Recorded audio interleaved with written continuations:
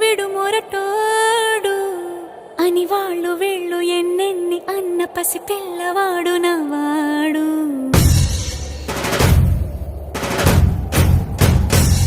విడు ముండోడు అని ఊరు వాడ అనుకున్న గాని మహారాజు నాకు నవ్వాడు.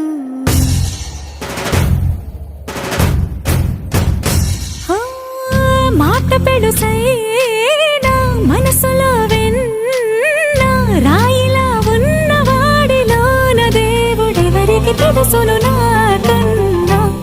సూసేకి అగ్గిరవ్వ మాదిరే ఉంటాడు.